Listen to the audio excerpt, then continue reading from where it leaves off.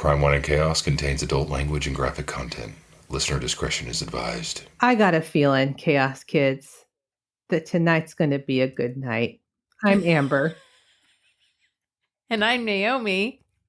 And this is Crime, Wine, and Chaos.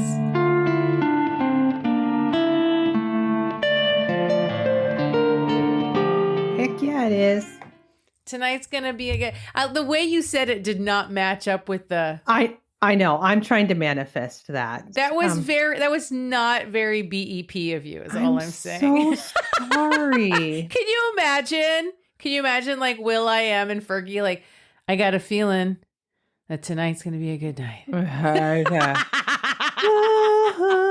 Really changes the tone of the song, is all I'm saying. That's all I got. Mm-hmm. You guys, I was like, are you ready, Amber? And she was like, yeah.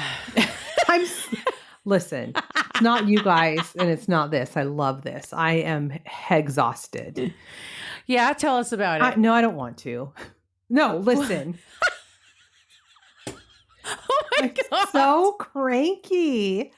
Yeah, I've got to turn this around. Well, let's talk about the fact, okay, why are you exhausted? You're exhausted because you're moving. It's the move that won't end. It's the move. It's the move that never ends. Yes. And you guys, those of you that aren't in the club won't have heard this, but I was over there helping move one day. It was, well, today, as in relation to today, it was like 5 days ago. In relation to when you guys hear this episode, it'll be weeks ago. Mm-hmm. But I was there helping move with our younger sister, our cousin brother, his boyfriend, like Jaden and Michael were there. Mm-hmm. And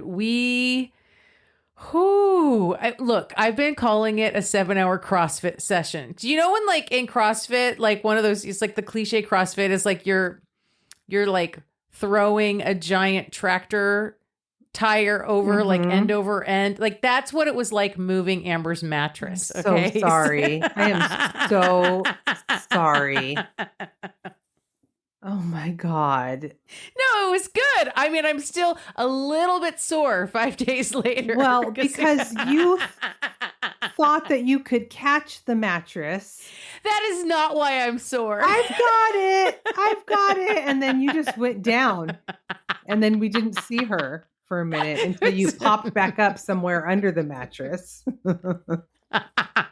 My God. I don't know what kind of mattress you have, but it is like, first of all, gigantic. It's like a California king or something. And it's like 2 inches deep, but it has no structure. And so the thing is just this floppy. It's a huge limp stick is what it is. It's like 10 dead bodies is all I'm saying. For sure. So we're shoving that down the stairs from the upstairs of her old place.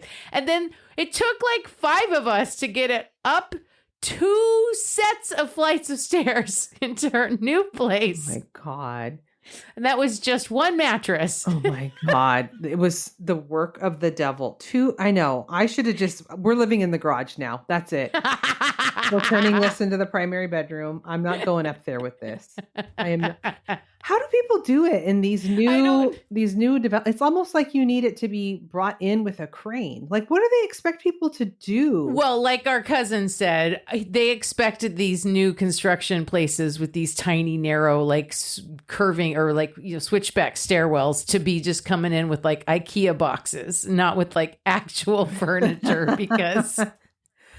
I tell you what, after 3 weeks of this, I'm ready to just light everything I own on fire and just order new fucking. Well, I'm telling you what, this is it's inspiring and validating knowing how little I keep in my life at this point. Like I don't want to.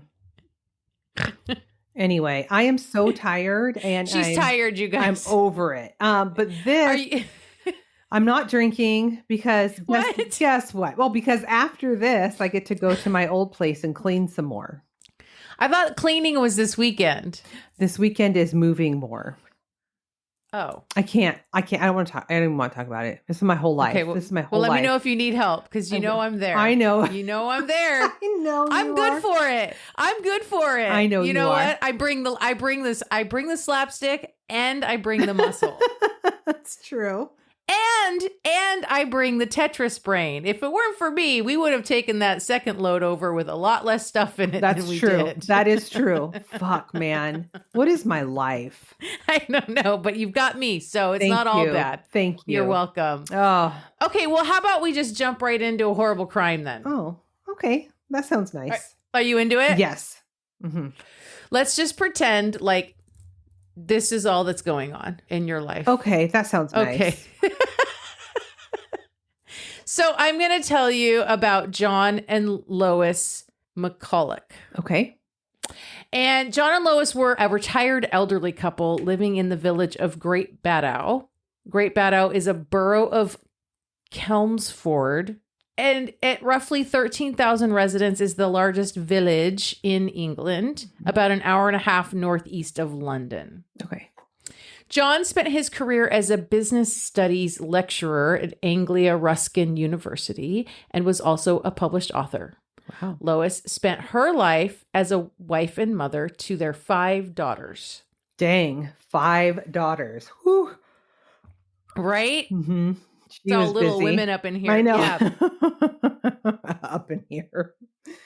John and Lois's daughters said their parents were caring, thoughtful, and hardworking. John was on the autistic spectrum and very much a man of routine. Lois, they said, had a touch of OCD, which would manifest often as cleaning with disinfectant. She had a fear of germs and rules about who used which towels in the bathroom and the proper separation of laundry.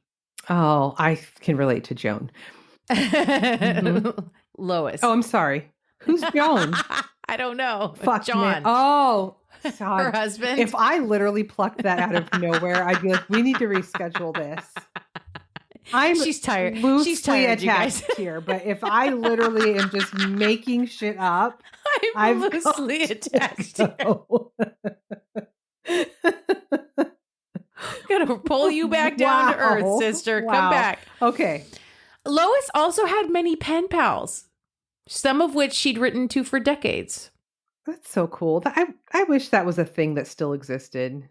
Pen pals? Yeah. Mm-hmm. Yeah.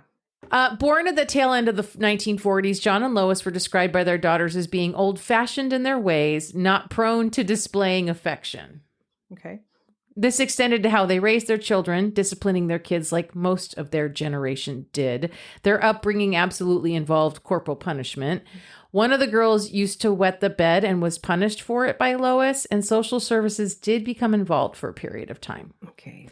That said, John and Lois's daughters said their parents were functional rather than affectionate parents, but also loving parents who did love and care for their children, and old-fashioned in their ways. Not, did I already say that? Not prone to displaying affection. Yeah. I must have copied and pasted twice. I apologize. It was you really wanted to drive that point home. I really driving that home. The couple slept separately for as long as their children could remember. Which, you know how I feel about that. You're so serious. I do know how you feel about that. But also, 5 of them existed somehow. So that's what I'm saying. I'm like, sleeping separately does not mean there is no love or intimacy going on between a couple. Mm-hmm. That's just good sleep hygiene. You know what I'm saying? Yes. And had I adopted that philosophy, we would not have been lugging a king size mattress. So we've come full circle. A note for everyone. Yeah. Actually, the note is if you have to move and you have that much stuff and that kind of mattress, you hire somebody if you can. Listen, I recall paying you in snacks and hugs. So I did, in fact, hire someone. I had a Celsius, a snack-sized bag of Cheetos, and a blueberry muffin. You're welcome. I was well compensated. Oh. Okay. Those in Great Bad Owl who knew John and Lois described them as quiet and largely reclusive. John had a friend that he met most Fridays for a drink at the local White Horse pub, Phil Sargent, who said the couple had already lived in their home for some time when he moved to the area 20 years ago. He said they were, quote, quiet and kept to themselves. They didn't really mix at all. If you did see him, he would be scurrying around and looking busy. He would march out of his door and be off. The mom was very dowdy and seemed to be shy, introverted, and downtrodden. She would walk along looking down at the pavement and not making eye contact with anyone. John and Lois's youngest daughter, Virginia, had yet to leave home, despite being well into adulthood. Virginia considered herself an artist and had enrolled in school around the age of 30 while still living with John and Lois, rent-free, telling them that when her art career took off, they would all benefit from her financial success. Oh, well, you know. The rest of the family, as well as community members, were all under the impression that Virginia's presence in their home was good because both John and Lois had health problems and could use the support.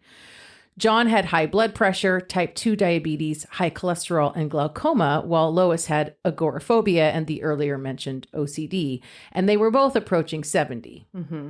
So after 2019, over the next 4 years, John and Lois would become scarce around town. And when asked about where they were, Virginia explained that she was overseeing a large retaining wall project on the property for them since they had actually retired away on the coast of Essex. John and Lois loved the Essex coast and traveled there on holiday often, expressing a desire to move there permanently in their retirement. And while John's Friday night drinking buddy thought it odd that John just up and left without saying goodbye, he wasn't concerned about it. After all, John and Lois were quiet people that mostly kept to themselves. This is one, I mean, I'm kind of a quiet person too that keeps to myself, but like you got to have some network because you could be full ass missing for a long time and nobody For notices. a long time. Yeah. So by the fall of 2023, though, John and Lois's doctor's office was growing worried. For over 4 years, neither one of them had been in for an appointment. Every appointment they had was missed with a phone call from Virginia telling them any number of reasons why they wouldn't be making it in that day. I'm assuming with John, he's on meds. Are his prescriptions being refilled and picked up? It seems so.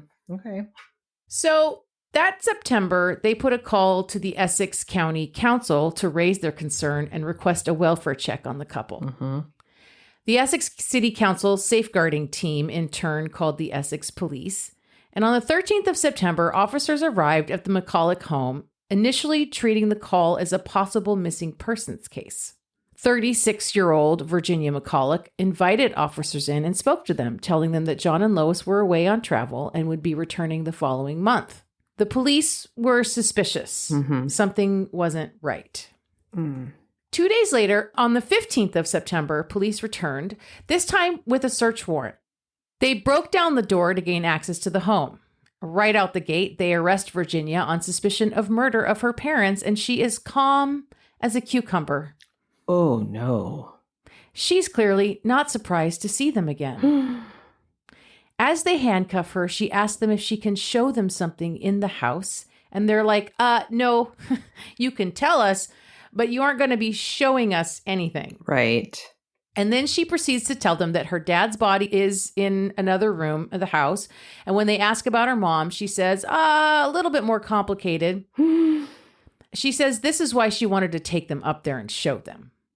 And then she goes into great detail to explain to the officers exactly how she murdered her dad by poisoning his drink with a bunch of crushed up medications. She said she got up the next morning around 6 a.m. before her mom woke and found her dad was dead in his bed. And then she tells police where they will find his body.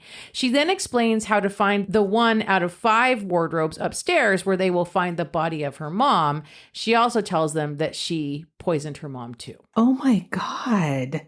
Didn't it smell bad in there? Oh, okay. At one point, she says to them, quote, I did know that this would come eventually. It is proper that I serve my punishment. Whoa. The officer tells her that she is within her rights not to speak to them, but she really wants to talk. Yeah. And then she tells her standing here in the crime scene is not the place. She can talk to officers down at the station. But she tells them all this anyway. So when the officer reads back to her these statements that she's made, he's written them down, and he describes the location of her mom's body as in a cupboard. She interrupts him to tell him it's not a cupboard, it's a wardrobe. Not time to get into the nitty gritty here, Virginia. It's not.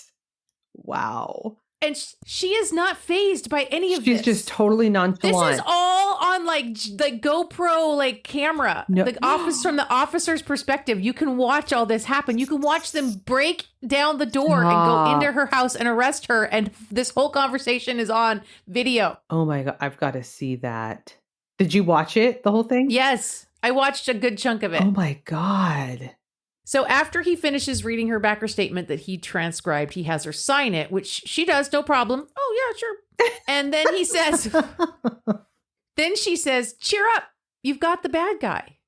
Oh, that gave me the fucking chill. What is wrong with this woman? That gave me the chills. And she wants to keep chit-chatting with the officers. Mm-mm. And the one that was taking her statements like, I got to remain partial here, and I'm not standing around the kitchen and talking about this with you. And then she says this punishment she has coming may bring her some peace now. Okay. And then she tells them about a bank card in her purse that has lots of transactions on it that is money she's been spending that belonged to her parents. Mm-hmm. At the station, police interview Virginia officially, and this is when she tells police where in the house exactly they can find the kitchen knife and the hammer that she used to kill her mom. Oh my God, a hammer? An autopsy of both John and Lois would confirm that the two had both indeed been poisoned, but Lois had not ingested enough of the drink Virginia had given her to actually kill her. Apparently, when she woke up the next morning and found her dad dead, but her mom still alive, she had then bludgeoned Lois with a hammer and also stabbed her. Oh my God, that is dark. But the detail of this double homicide of two loving elderly parents by their youngest daughter that would shock everyone was that Virginia had actually killed them in mid-June of 2019, over 4 years before her arrest, and had been living in their home with their dead bodies the entire time. Oh my God.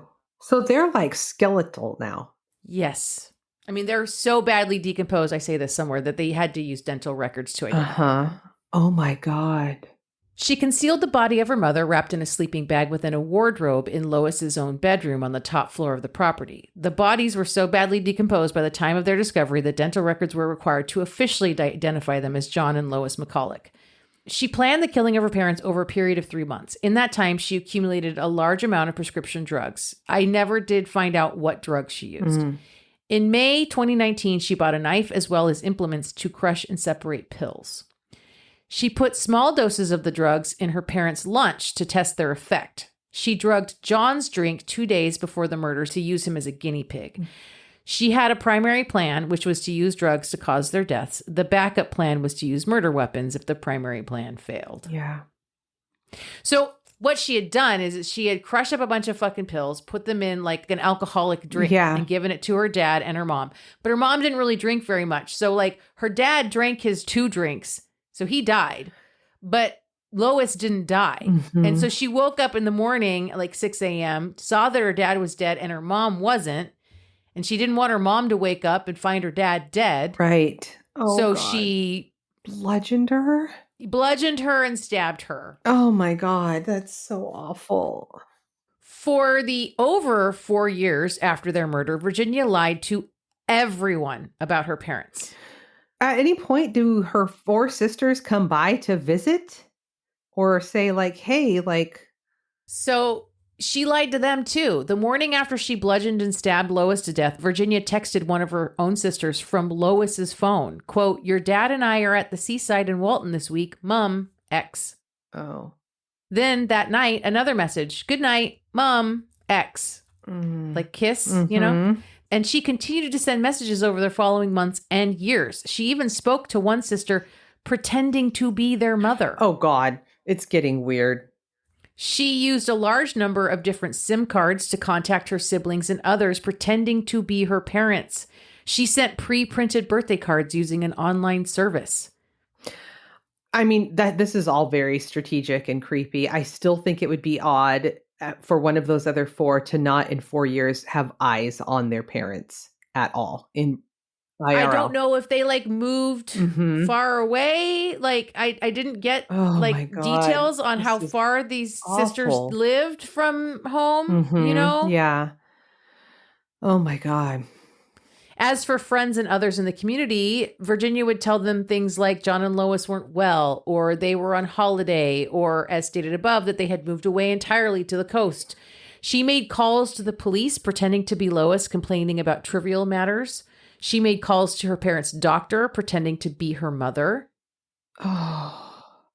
Paul Hastings, a greengrocer at the Vineyard Shopping Center near their home, did notice that John and Lois weren't around. He was told by Virginia that her parents, who had been regulars at his shop, were no longer living in Great Barrow. Mr. Hastings said that Virginia's peculiar nature meant she could say things without arousing much suspicion. Yeah. She came into the shop and said, "The police are after me. They think I killed my mom and dad." And I thought, that's a bit odd, but I didn't think anything else of it. I just thought it was her eccentric nature. Mm-hmm. He said Virginia would sometimes visit his shop 4 times in a day before disappearing for like 2 weeks. No wonder. She was weird. No, So, like- yeah, but no wonder she felt, I guess, relieved, because you can't keep this up forever. That's exhausting. I mean, this one of the sisters is going to show up eventually, They have right? to, yes. And want to physically see her parents. Yes. Oh my God. Further investigation into the home and the time Virginia lived there revealed that Virginia had been stealing money from John and Lois for a very long time, even before she murdered them. Mm-hmm. In fact, when they started to get suspicious of chunks of missing money, Virginia convinced them that they had been victims of a scammer to deflect attention away from herself. Mm. And John and Lois believed her. This was confirmed by one of Lois's pen pals who she had written to about this scam. Virginia did not work and did not have any regular income, although she lied to her parents and claimed that she did have a job. Oh. She also lied to them about medical conditions she didn't actually have, even having gone so far as to fake a pregnancy with a fake baby bump and all, and a fake miscarriage. Whoa. Whoa. She received payments from John, and Virginia's parents relied on her to deal with some of their financial arrangements. Mm-hmm. So her dad was giving her like an allowance of some kind. God. But then she went and secured loans in their names without their knowledge to increase the amounts that she could take from them.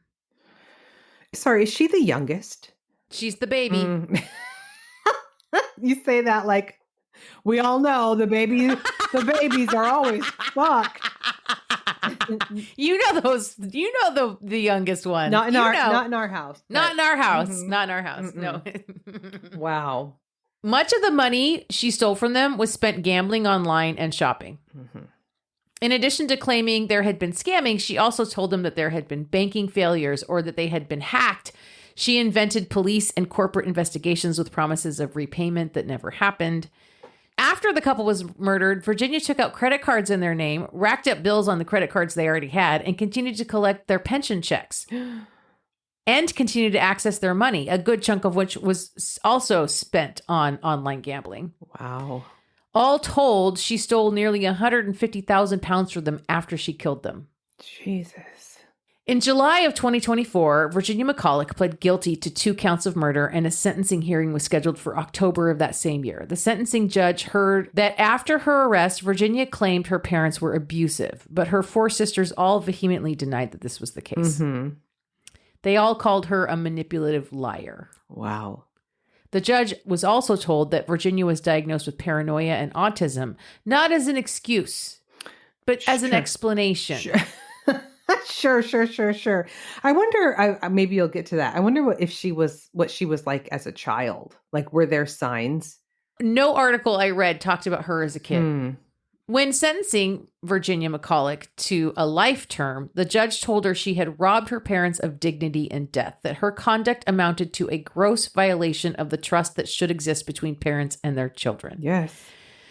He ordered that she must serve a minimum of 36 years in prison before being considered for parole. He took the decision not to impose mandatory life, which is in the UK is considered a sentence of last resort, telling her, quote, "Having regard to all of the circumstances of the case, including your immediate admissions to the police and your guilty pleas when you were first arraigned, this is not one of those cases of the most exceptional seriousness where a whole life order as a sentence of last resort is required."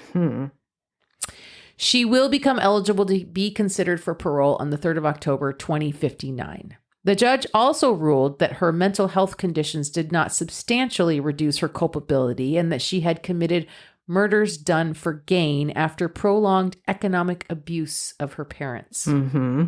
Later, her sentence was referred to the Attorney General's office under the unduly lenient sentence scheme.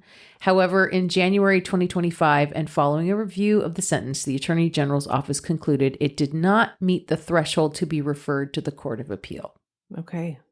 So she too, even if she serves her 36 years, she'll still be in her 60s when she's released. Yes. Wow. Well, she'll be in her early 70s. Okay. She was 36 at the time of her arrest. Yeah. Wow. Virginia's sisters issued a statement after sentencing, which read in part, quote, "Our dad was caring and hardworking, and he had a passion for education and writing. He worked tirelessly in his career in university education, which spanned many years. Dad enjoyed lots of hobbies, with particular favorites being golf and snooker," which I had to look up. Stop it. What is that? Snooker is some kind of game played on a billiards table. Snooker. How fun. As we think of Dad, we remember the numerous jokes he used to tell us and the laughs he gave us. Our mom was kind, caring, and thoughtful. Mom delighted in her grandchildren. She had friends from around the world through her pen friend hobby, many of whom she had written to for several decades. Mom had a passion for history and maintained a keen interest in the royal family. Mom and Dad loved their trips to the seaside together, where they enjoyed many walks and visited lots of different attractions. Their love for the seaside was so great they were hoping to move to the coast in their retirement years.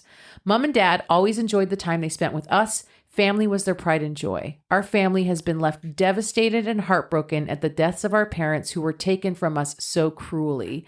As we try to move forward with our lives, we will remember the happy times we enjoyed with them. Our mom and dad are forever in our hearts and are loved and missed beyond any measure. Oh. And that is the murder of John and Lois McCullough. That's fucking awful. And also, yeah, there were grandkids. That is weird to go 4 years without seeing your grandparents. That's why I feel like they must have lived far away. Yeah. Oh my God, that's awful. Oh. Although far away in the UK is different than it is here. Right. Right. Yeah. Mm-hmm. Yeah. Oh my God. But yeah, that's wild, right? Yeah.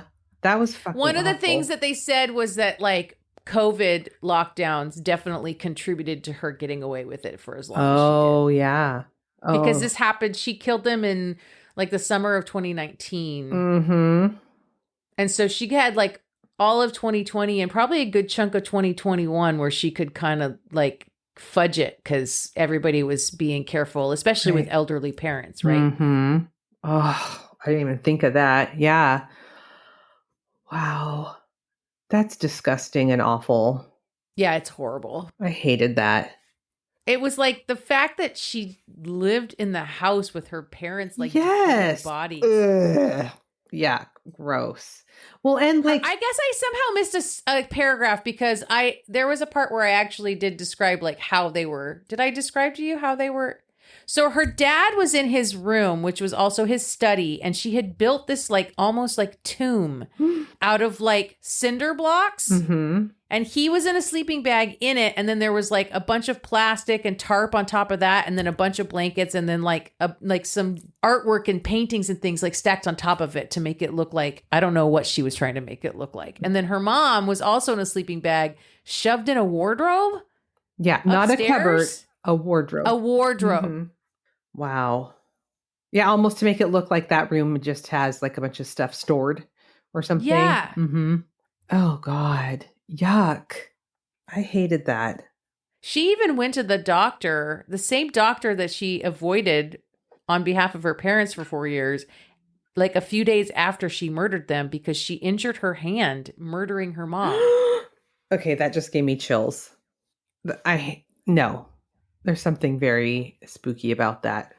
She's not well. No, she's not. I mean, she's telling the officers just oh yeah, and this is it. And then they take her in and she's literally describing in detail where under the stairs they're going to find the hammer. Mm-mm. For the forensics, just there's no reason for me not to just tell you everything. Yeah. It was just weird. I got to watch that body cam footage. There's something spooky about people that just have sort of like a flat affect about just like Well, I'll put the link in my show notes for okay. where I watched the footage that I saw. I hated that. Sorry, sis. It's okay. Are you ready for a chaos that's not a palate cleanser, really? Well, it kind of is. Listen. I mean, I'm always ready. Mm-hmm. Well, I took a cue out of this. I mean, could also be a crime, I guess. I took a cue out of your book first off, you guys need to sign up for the Chaos Kids Club to know what I'm talking about. But Naomi's story on the April bonus episode, and I had said on there, like, I have one of those, but I thought maybe it's been done too much. And she was like, you should do it. So now I've done it. Here I've done it. Because I covered JC Duggard and you were like, and I was like, I told her after we wrapped, I was like, I know you were like, ooh, excited because I was like, I knew nothing about this case. Okay. Like I literally knew nothing about JC Duggard. And that's when Amber was like, oh, well, then maybe I will do this story. Well, because if you're like, I just, when you're familiar with something, you assume other people are, and that's not always the case. Exactly. So I am going to tell you about the Cleveland kidnappings. The 4 women that were found? 3, but yes. Oh, Mm-hmm. I've almost covered this. Really? Because it is wild. It is wild. Oh, please, let's get into it. Okay. So on May 6, 2013, we're in Cleveland, Ohio. A 911 call comes in from a young woman who says, help me. I'm Amanda Berry. I've been missing for 10 years and I'm free now. I mean, I know the story and I already have chills. I know the story and I have chills. I know. 10 years. 10 years. This is why it's so like hard for people when someone goes missing to give up hope, because shit like this happens. Mm-hmm. Well, this is kind of not too different from what happened to JC Lee too. Exactly. Wild. So Cleveland is an industrial city that got the nickname The Mistake on the Lake, which is... Sorry, Cleveland. Jesus. Sorry, Cleveland. I'm just, side note, I stayed in Ohio. I went to Dayton and I drove through Ohio on my road trip last year. And there's lots of things about Ohio that are absolutely lovely, just for the record. I believe that. Did you see Cleveland at all? I did not see Cleveland. Okay. Well, so the Mistake on the Lake, that started in the 60s after the industrial decline. They had a whole bunch of like environmental issues, and their waterway became so polluted that the river through there would like regularly just catch on fire. Yeah. I know. Mm-hmm. I know. Okay. Although to throw Cleveland a bone, we did get 9 Inch Nails and Bone Thugs and Harmony. Okay, and also, like, let's be real clear. It's not the people of Cleveland that did that to Cleveland. Oh, no, for sure it's not. That's business assholes who don't give a shit about anything but the bottom line. Mm-hmm. Yes. It's not like the humans that live in Cleveland are all, no. Yeah, exactly. But we've got some good stuff coming out of Cleveland, too. Yes, absolutely. Also, Tracy Chapman. Thank you. Let's get in a fast car. That's right. Let's get the fuck out of Cleveland. But still, we love her. Yeah. Yes. Okay. So there's large pockets of Cleveland, specifically on the west side, that are like really impoverished, right? Like it's not super safe. And So Michelle Knight grew up in Cleveland and she had a really, really difficult home life. There was a period of time when her family lived in their car. And when they did finally get a home, it was a home that probably should have been just like condemned and torn down. Yeah. There was no stove. They had no furniture. And Michelle says that she remembers cooking food on the space heater. Oh my God. Oh, she said it would take hours just to like get a hot dog warmed up. Yeah. Yeah. She was the caretaker of her siblings, but she was also being sexually abused by a male relative for many, many years. So she finally decided that it was safer for her to live on the streets than in the family home. And so at 14 years old, she ran away. I mean, she's probably not wrong. Mm-mm. Yeah. Sometimes people on the streets are actually better to you. Oh, for sure. For sure. Mm-hmm. That's the community of your choosing too. Yeah. Mm-hmm. Yeah. Exactly. So she's got no money. She doesn't know how she's going to eat. She spends several nights sleeping under a park bench. And She even got her hands on, like, one of those plastic garbage bins that you would, not the green ones that you put roadside, but like the gray ones that you would put roadside that are like Yeah. round. Yeah, like the metal ones. Oh, but it's But plastic. it's plastic. Like she got herself one of those, and she's only 4'10", and she's like really tiny, so she fit all the way inside of it. So Oh my God, stop it. she was sleeping in one of those.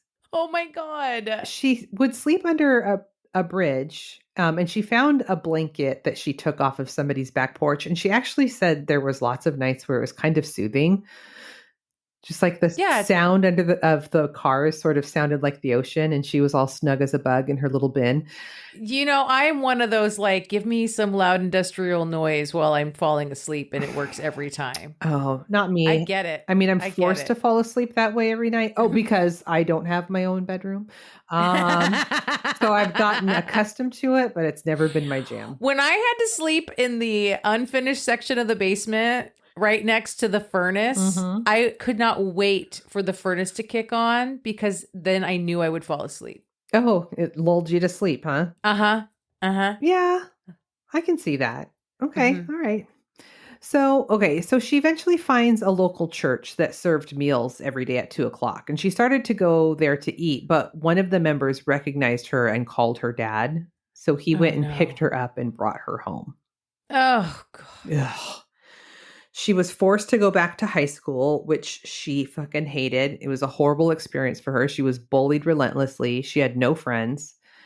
But eventually an older boy at school approached her, and the two kind of connected, and eventually they were, sexually involved. And it wasn't too long after that Michelle found out that she was pregnant. Oh, no. She gave birth to a little boy that she named Joey, and she was like determined to give him a better life. Yeah. So one day she leaves Joey in the care of her mom and her mom's boyfriend while she goes out to look for a job. No. I know. And mom's boyfriend, who's a piece of shit and a heavy drinker, got drunk and angry and ended up pushing Joey and fracturing his leg. Oh my God. I know. He was like 2. Oh my God. I know. So Michelle gets home and realized that Joey's injured. She takes him to the hospital, which of course resulted in CPS being called, and Joey gets placed in foster care. Oh no. I know.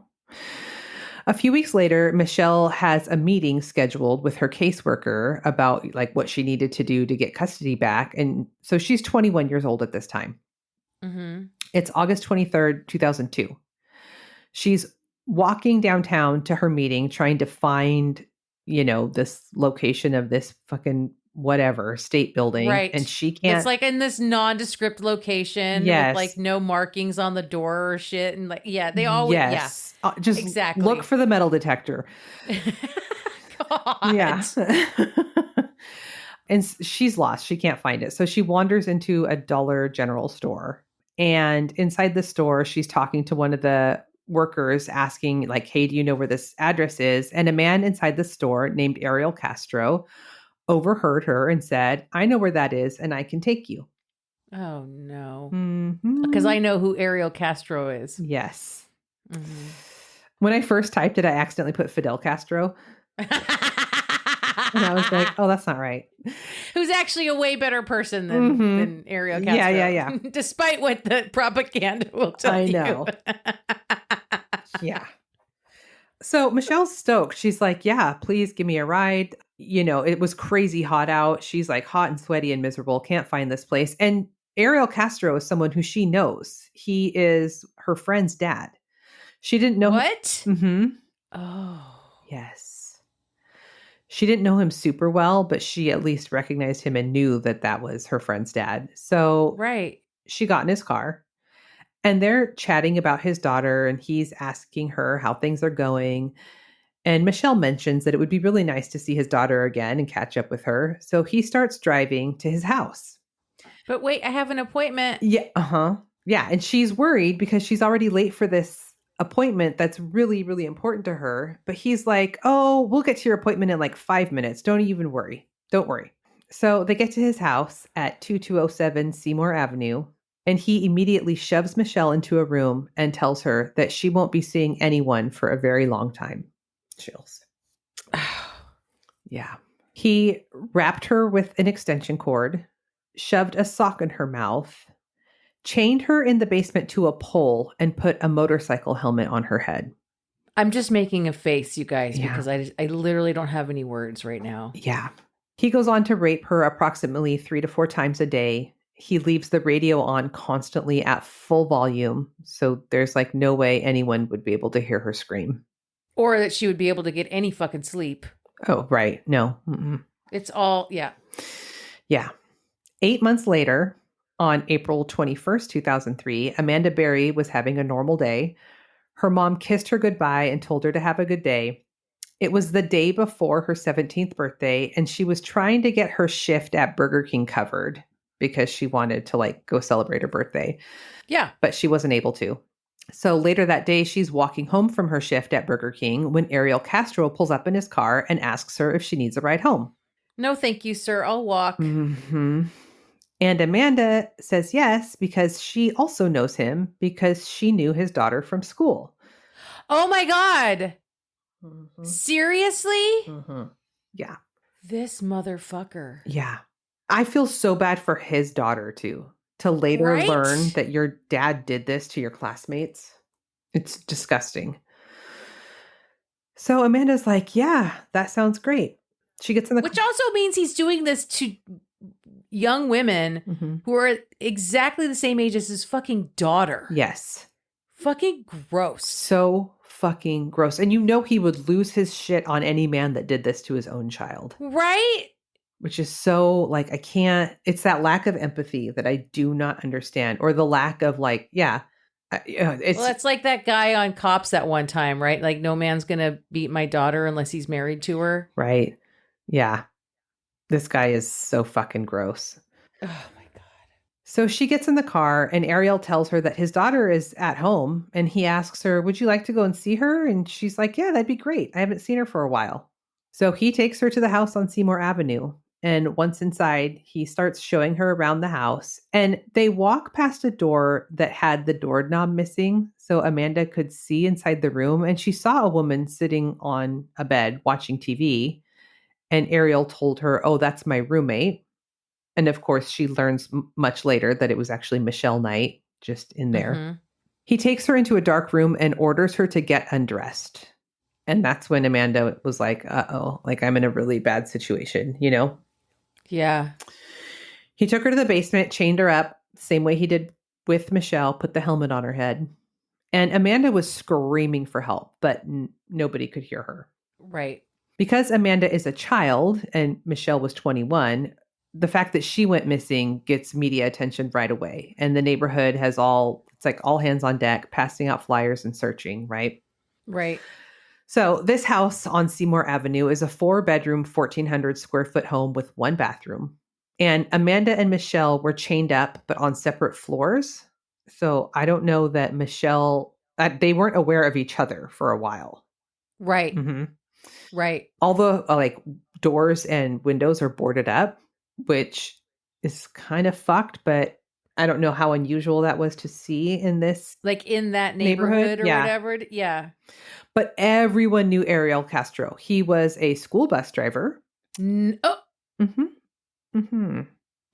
Also, this is also where the story that I told recently took place of the gal. The young girl that got taken to the abandoned house. Yep. Yeah. It was also in Cleveland. Yeah. Yeah. Okay, so he's a school bus driver. He lights fireworks every year on the 4th for all the kids on the street. He's a musician. He's a bass player in a band. He's known as like super friendly and outgoing, like super swell guy. Super swell guy. Mm-hmm. He had his own kids, but he was single. It came out later that he was extremely abusive to his wife. There was records of him being physically abusive that were like bad injuries, abusive, right? Right. So Amanda Berry's mom, Luana Miller, is on the news repeatedly, crying and asking for help and finding her daughter. And Amanda has been given TV privileges and she's seeing all this. Oh my God. I cannot imagine. I know. And that's Because like JC didn't have real TV privileges. All she got was QVC. So she thought that no one was looking for her. oh, which I don't know if emotionally, if that's better or worse. I don't exactly. It was literally, I was just going to say, I'm not sure which is worse. Mm-mm. And you know, he's doing this shit on purpose. Like 100%. Oh my God. He is absolutely doing that on purpose. Mm-hmm. So Amanda was chained up with a 5-foot chain on a dirty mattress on the floor and a bucket to go to the bathroom in. They were only allowed to shower once a week, and they had to shower with Ariel Castro. Oh, fucking gross. He also used food as a weapon. Like, you know, he did give them paper and pens, and Amanda starts to journal, and she would put X's next to the date for each instance that she was raped that day, which will come in handy later. Oh, for the prosecution, you mean? Yeah.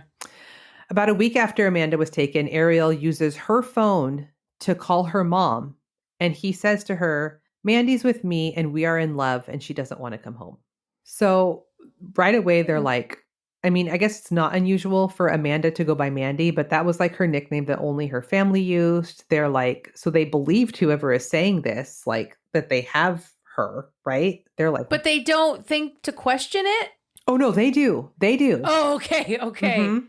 Police are able to locate about a 40-block area from where the phone was pinged, but it's like the early 2000s and phone technology really wasn't like much of a thing. So they spent a week just around the clock hanging out in that area, hoping that that phone would be used again, but it wasn't. Oh, so he didn't say who he was. No. He was just like some random dude on the other end of the line. He's just taunting her family. Yeah. Mm-hmm. What a... oh, my God. Mm-hmm. So now Gina DeJesus, her family describes her as shy and the sweetest little kid you would ever meet. She seems sweet as a grown woman, too. She's very soft-spoken, very kind, very just optimistic, you know? Yeah. She came from a very tight-knit, loving family. She grew up on the west side of Cleveland, which was a really, like, the rough area. And because of this, her mom had, like, drilled it into her how important it was to, like, not get in people's cars. And stranger danger and all of that. The things. And Gina was the closest in age and in friendship with Ariel's daughter. In fact, the two were walking home from school together on April 2nd, 2004, which was 1 year after Amanda was kidnapped. It was a Friday, and the girls were talking about what they wanted to do that night, and they were hoping that they could have a sleepover. So Gina gives Ariel Castro her bus money so that she could call her mom from a payphone and ask if she could stay the night at Gina's house. But her mom said no, and so the girls went their separate ways. Okay. Ariel Castro said the last thing Gina said to her was, "You owe me 50 cents." I mean, yeah.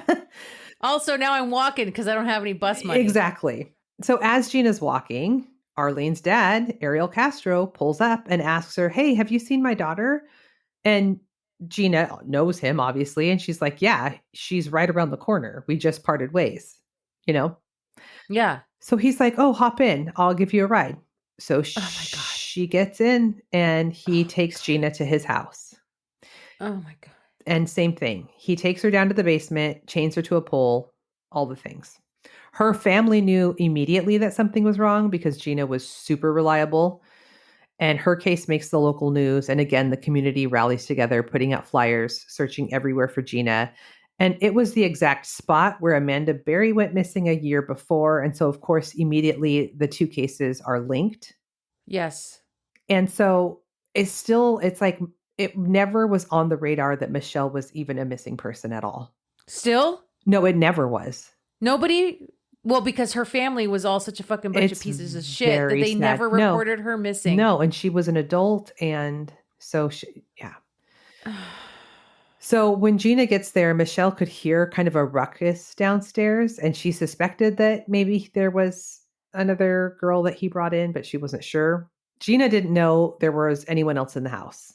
But she's also allowed to watch TV. And when she sees that her case is linked to Amanda Berry's case, she asks Ariel, "Did you take Amanda Berry?" It just gives me the chills. Mm-hmm. He told her that he did have Amanda Berry upstairs and another girl that nobody cares about. Her name is Michelle Knight. Oh, Michelle. I know. I care about her. I care about Michelle too. Michelle says that Ariel would taunt her about the fact that nobody cared about her and nobody was looking for her. Oh, God, what a fucking piece of shit. And just on every fucking level. Every fucking level. He was particularly cruel to her. He got her pregnant 5 times, and each time he would abuse her until she had a miscarriage. Oh my God. Yeah. They were eventually allowed to leave their rooms to do chores, but that's real nice. Yeah. But they were still let out one at a time and not allowed to talk to each other. So they know of each other now, but they're not hanging out. Right. And he actually created like this climate of pitting the girls against each other. Like, of course, yes. They would always be aware of who his favorite was that week. And that girl would get more food or more clothing. And then he would make things up that one girl said something about the other. Right. So they're just like not joining forces at all. Right. So Ariel Castro even went to the vigil and helped pass out flyers for Amanda and Gina. Oh my God. Like hugged their parents. Oh, I hate this man. You're in so my much. prayers. I can't. Mm-hmm. And I think Gina's dad and him were kind of friends because his daughter Arlene and Gina were the same age. Gina's the youngest out of these 3 girls. And Gina and Arlene were like close friends, like planning a sleepover, you know? It's mind-blowing that he is kidnapping his own daughter's, like one of her besties, basically. Yes. That's insane. This man is insane. He's totally insane. He liked to play these games with them where he would pretend to leave and then wait and see if they tried to get out and then punish them if they did.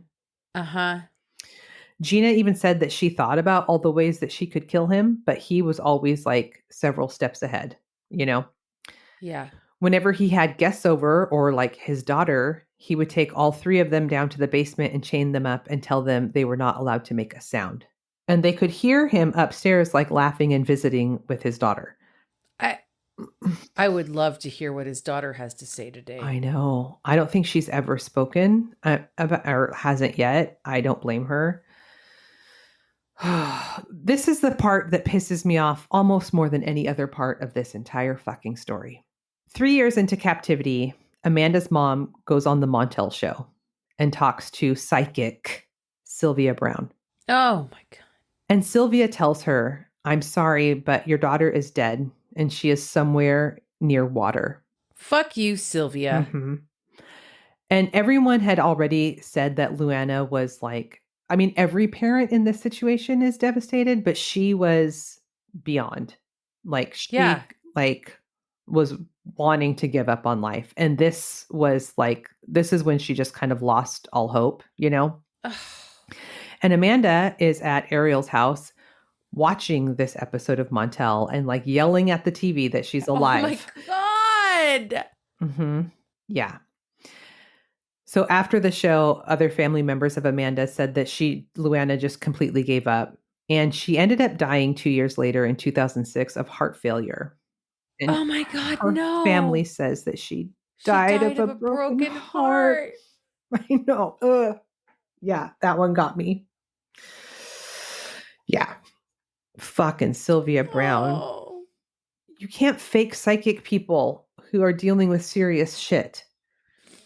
What an asshole. Oh my God. So, Christmas morning, 2006, Amanda gives birth in a baby pool in one of the rooms. Ariel brought Michelle into the room to deliver the baby, and Amanda gave birth in the room where she had been chained up to a little girl that she named Jocelyn. So he let Amanda have a baby. Yes, he truly treated Michelle like she was a piece of shit. All of her babies, like, could not happen. He made sure that didn't happen. But this one, yes. Yeah. Amanda says that even though she looked a lot like Ariel, because Amanda is white and Ariel Castro is, Latino. And this Jocelyn is very much a Latino little girl. She looks just like him, but she said she just loved her and she considered her to be hers. Like, this baby is mine, not yours. Yeah. When she was 2 years old, Ariel would start taking her outside and like go to the park. Neighbors would see him with this baby. He would even take her to band practice, and he told people that it's his girlfriend's daughter. And Amanda said, like, he really loved her and by all accounts was like a really good dad to this little girl. That's wild. Yeah. When Jocelyn turned 5, she's at kindergarten age. Amanda creates like a classroom out of nothing in this room that she's chained up in. She has lesson plans, art projects. This is what JC did. JC did the same thing. Yeah. Like, well, okay, we're homeschooling, I guess. Totally. And all 3 women say that Jocelyn being in the home like brought all of them like a lot of joy, right? Right. So now we're back to May 6, 2013. They've been in captivity for a decade. 6-year-old. Well, Amanda has. Well, Michelle has for 12 years. Amanda has for 10 years. And Gina has for 9 years. Right. Yeah. Jocelyn is 6. She went downstairs and then comes back up and says, Daddy isn't here and his car is gone. And Amanda said that this was the first time in 10 years that Ariel was gone and left her room unlocked. Oh, holy shit. He forgot? I think so. So she goes downstairs and tries to get out the front door, but it's padlocked on the outside. So she's able to open the door, like it creates enough of a gap that she can get her arm through it. And so she sticks her arm out and starts waving her arm and like screaming, right? God, I know. Michelle and Gina are upstairs and they can hear all this, but they're too scared to make a move, right? They're afraid that it's like another one of his tricks. Yeah. And they're going to get beat. They're going to get punished. Yeah. In fact, Michelle says all she could really hear was all of this banging. And so she thought that Ariel had already caught Amanda and was like beating her. So she turned up her radio because she didn't want to hear Amanda getting hurt. Right. So this guy, this is my favorite of all, Charles Ramsey. Love him. He's across the street on his front porch eating a Big Mac. This guy, have you seen? I love that detail. Have you seen the interviews with this guy? Maybe. He's like, this broad be screaming out the door. At one point, he said something about being frustrated that like his Big Mac moment was interrupted. He's amazing. So he hears Amanda screaming. He goes over to Castro's front porch and he's like talking to her through the door and like, what is happening, right? He's trying to pull open the door, but he can't. So he starts kicking the shit out of it. And he tells Amanda like to join him, like start kicking the shit out of the door. Kicking it. Yeah. Yeah. So together they are able to like kick out that bottom square of the door and she climbs out. And that's holy shit. And that's when that now famous 911 call comes in, right? Does she call from like this guy's house? I think he had a phone. I think he called and then put her on the phone. Because when he called, he was talking to dispatch saying, there's this broad kicking this door across the street. I don't know what's going on. It's amazing. Here, talk to her. Yeah. So initially the dispatcher was like, we'll send a car out as soon as one's available. And she's like, no, you don't understand. I'm Amanda Berry. I've been all over the news. I've been missing for a decade. Like, I need an officer here now. Right. Right now. So she said that even though like at this point, there's like neighbors all over the street, she's still fucking terrified that he's going to come home any minute. And she's out there with Jocelyn, you know? Yes. So when the police get the news that it is Amanda Berry, they're like, holy shit. So they get to the home and Amanda tells them there's 2 more girls in the house. Yep. And Gina can hear all of this. And she also thinks it's Ariel and like some shit's going down. And she's like, I'm not coming out of here. Michelle, though, eventually hears them say it's the police. And she goes running out of her room in her underwear and jumped into their arms. She's like pint size. Oh, Michelle. I know. I love Michelle. This one is the one. Michelle is the one that keeps making me cry. I know. Me too. Officers said she was so tiny that at first they thought she was a child. Oh my God. I know. And she's what, 30 at this point. Yeah. Then they see Gina walk out of another room and they knew right away that that was like the missing child, Gina DeJesus. Like, she's got a very specific look. She's beautiful, but her picture was everywhere and she's very specific looking, you know? Right. Michelle said as soon as she was outside, she dropped to the ground and was like kissing the grass. They haven't even been outside. They haven't even left the house. Mm-mm. As soon as Amanda saw Michelle and Gina come out, she was like, okay, we're good. We're safe, right? Yeah. Yeah. Michelle, on her way out, grabbed a picture off the fridge of Ariel and gave it to the officers and said, this is the guy who, Here's your guy. here he Yeah. is. So this was like the biggest news ever. And Seymour Avenue is like flooded with people. It doesn't take long for police to find Ariel Castro. They found him in his Mazda Miata at a McDonald's. Having a Big Mac? I don't know. People love McDonald's in this neighborhood.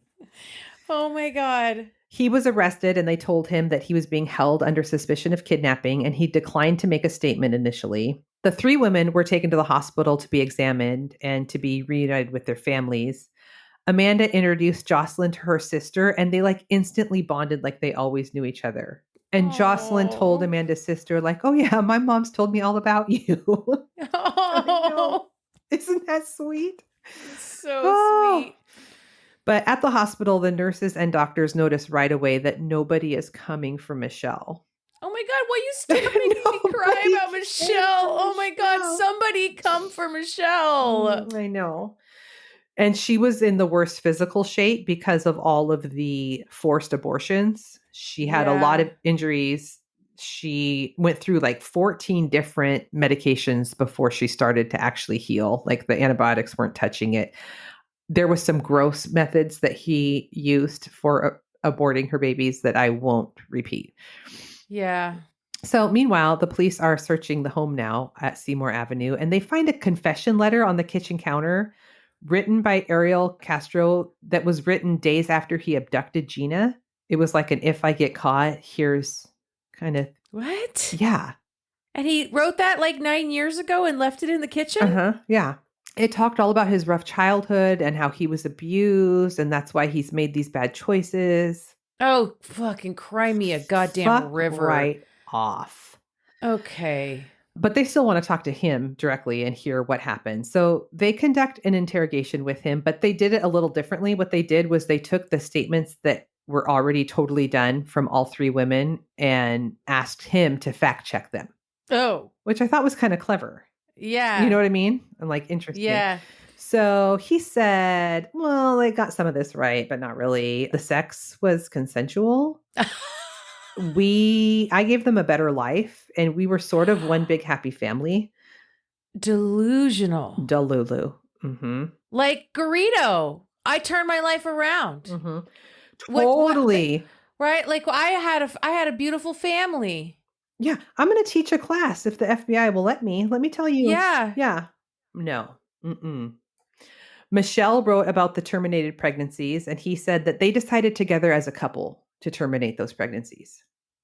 By beating her and other disgusting Correct. mechanisms by which to terminate those pregnancies. Yes. As a couple. Fuck right the fuck off. Uh-huh. Yeah.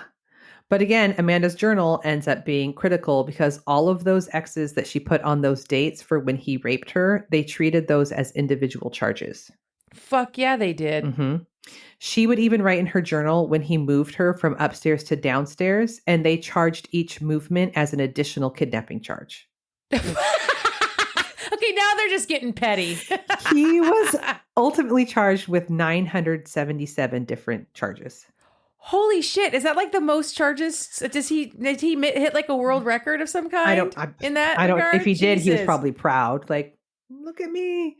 Oh my God. He ended up taking a plea deal on August 1st, 2013. He was sentenced to life in prison plus 1,000 years. Holy shit. That's gotta be the longest sentence that's ever been imposed on anyone. It might be. I don't know. Yeah. In court, he says, I am not a monster. I'm not a predator. There were several times when the girls asked him for sex. He said this in court. Yes. No, sir. That didn't happen. Michelle was the only one who came to court to speak. A month after his sentencing, after lasting only 1 month in prison, Ariel Castro took his own life. What a fucking coward. These girls lasted 10 years in prison in his house. Michelle, 12. 12. Uh-huh. And he 1 month and he was like, I can't. They're being mean to me. What a fucking coward. Yep. On August 7th, 2013, the house on Seymour Avenue was torn down. The community and the victims came out, and it was like a celebration, Yeah. as they fucking bulldozed the shit out of this. The three today aren't like friends. Amanda said, like, we weren't friends before and we're not friends now, not like Yeah. friends. In 2015, Gina and Amanda did graduate from high school together. Oh, that's nice. And because Gina missed her quinceañera, her family threw her one.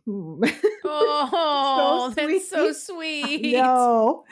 I bet she had the best dress. There's pictures. She had like this big old gown. It was all Yes. fancy. Yes. Mm-hmm.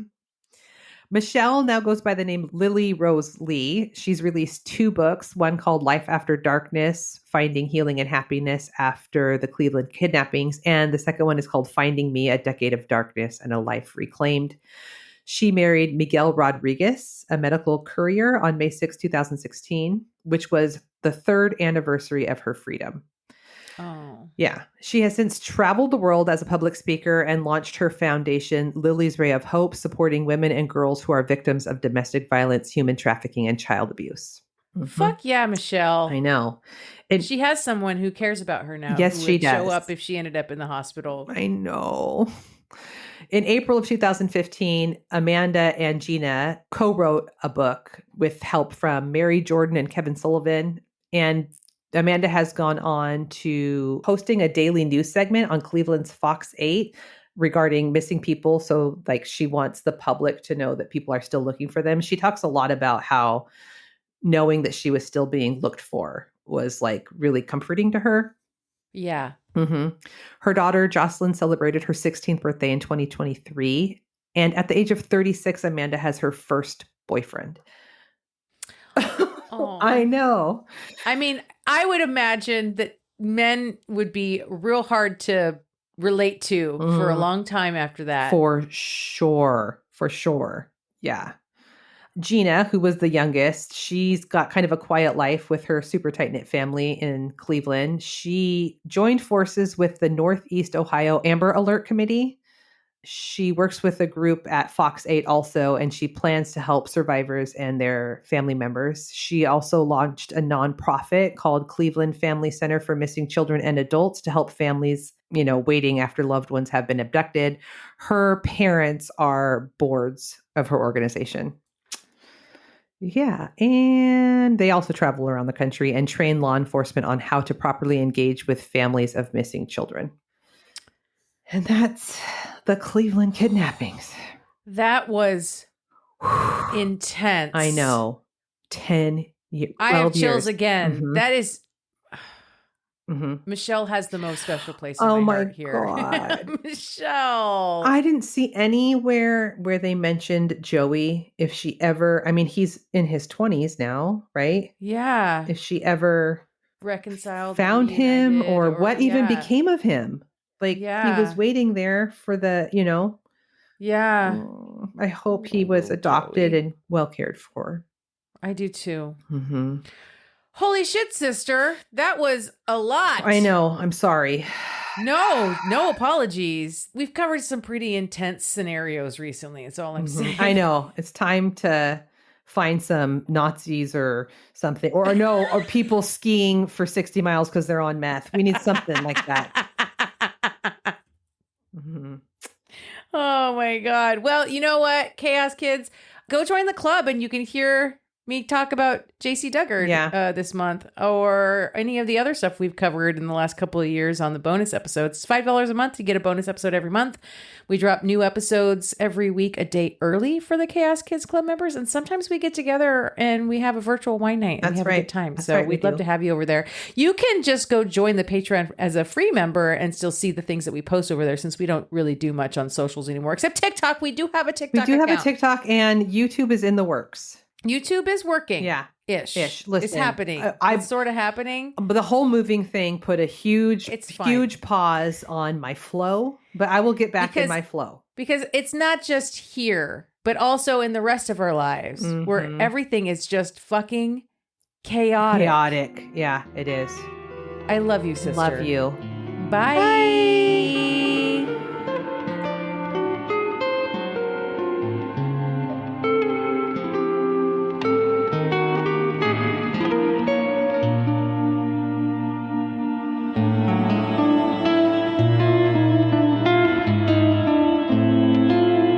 Crime, Wine, and Chaos is produced by 8th Direction Records.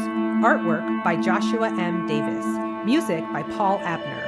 If you would like to support the show, you can visit our Patreon page at crimewineandchaos.com/Patreon. Cheers. She lied to her parents about having employment when she didn't. I already told you about that.